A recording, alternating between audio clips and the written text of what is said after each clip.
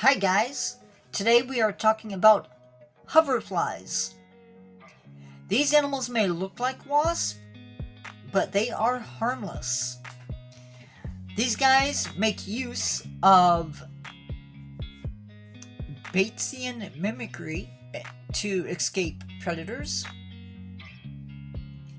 They may even approach you. It's time for a break in the action.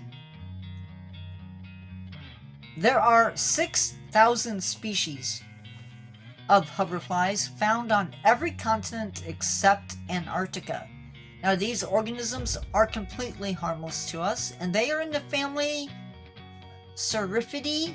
I will put it up into the video.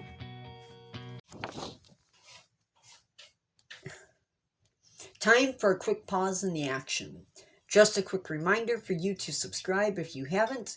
Click the like button, leave me a comment, and share the video with someone in your family or your friend group. And now, back to your regular video.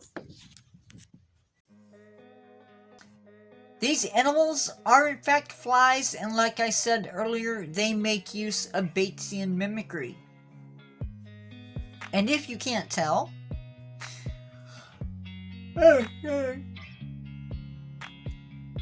they often resemble bees and wasps, and you might confuse these little guys for bees and wasps, and I get it. This one actually confused me for a couple of seconds. They are sometimes called flower flies because they are often found near flowers. Now, these animals lack a stinger, and they also do not bite. Hoverflies can be slender, large and hairy, and may be different colors other than black or white.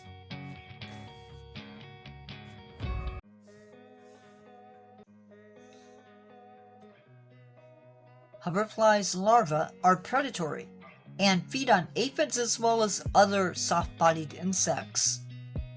But the adults feed on pollen and the nectar of flowers.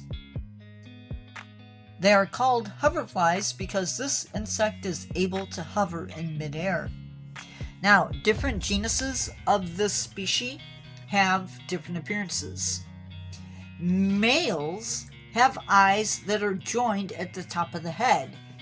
And if you look, these guys, or this one, is joined at the top of the head, therefore he is a male. The female's eyes are smaller and they're not joined at the head. So, now you can figure out the sexes of hoverflies as you see them. Another sign that you are looking at a hoverfly is they have really small antennae, and you can see them at the top of this one's head.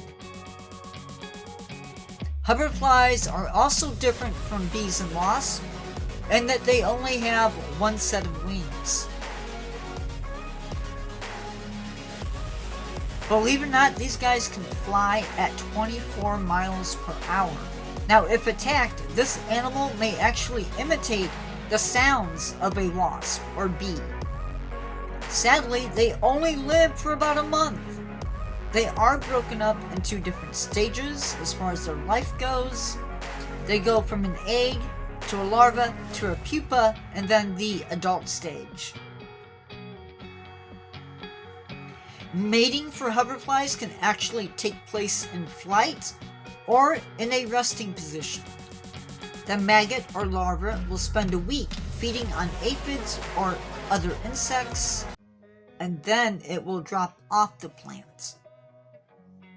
They end up in the soil where they pupate for 2 weeks before emerging as adults.